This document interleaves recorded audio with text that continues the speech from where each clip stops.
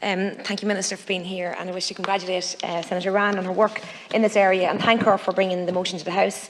I also want to acknowledge Senator Rand's work bringing the Employment Equality Amendment Non-Disclosure Agreements Bill to the House last June.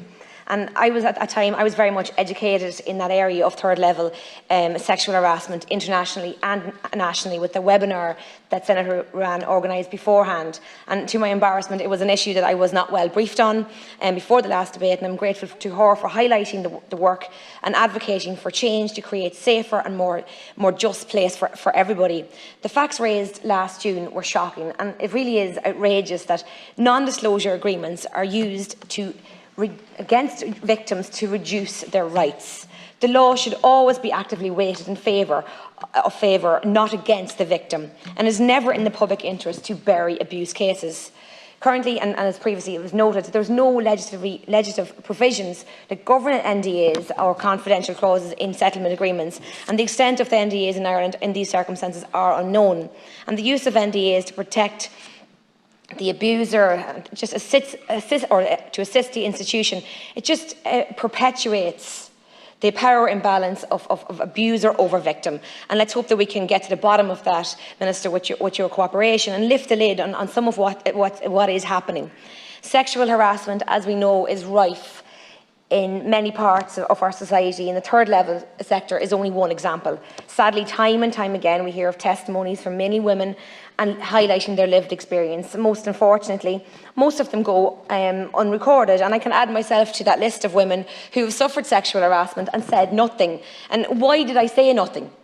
Well, because you don't want to be that person. That's not what you want to be known for or remembered for.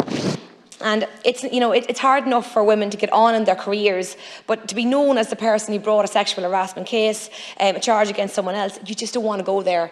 And a younger Erin McGreehan would just think, Erin, put your head down, work hard, be remembered for the work you do, not be remembered for what someone else did to you.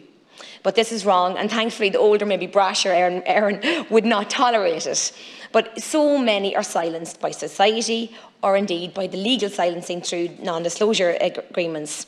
And this has been perpetuated by the state for over 100 years now. And whether that's through abuse that has happened, there are so many covered up by institutions, and that we've discussed many, many times in this House. Unfortunately, again, we're seeing it again. Decades ago, sexual harassment was highlighted in our defence forces, and I wrote to the Department months ago on this issue, received no response. Minister, and I'm sure you agree that it is shocking and upsetting to think individuals, victims and researchers, indeed public representatives, were ignored when they asked the Department of Defence about sexual harassment in the defence forces.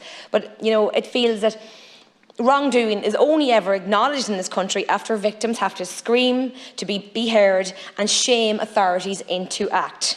And the women of honour had to scream to shame authorities to act, and they had to go on national radio and to relive their harsh experience to be heard, and in order for the state to act.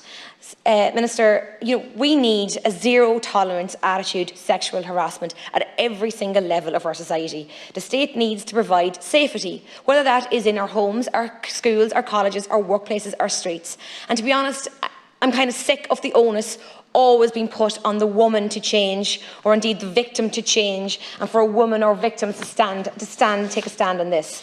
And I refer to the News Talk survey this week on the safety on our streets, and how unsafe women feel alone on the streets at night. Why is it always on the woman to change? It's often the woman's fault. I hear so many times, they should have changed their route home, should have changed their clothes, they shouldn't have been drinking, they shouldn't have had as many sexual partners, endless amount of excuses. But to hell with that attitude. I am absolutely over it, and I demand safer workplaces. I demand safer streets. Let's make this country a place where we have enough protection for people, that they feel safe. Make this country where that creep knows that they won't be tolerated.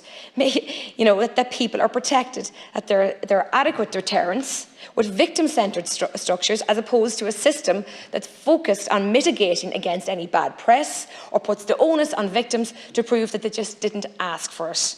We need to prevent those creeps from abusing, and that's what they are, they're creeps, from abusing and from harassing. Take the power from them, don't take it from the victim.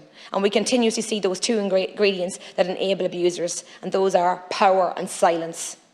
We need to remember that the singular most important thing in this situation are always the victims, their suffering and their needs. And to put it simply, prevention is better than cure, Minister. Thank you.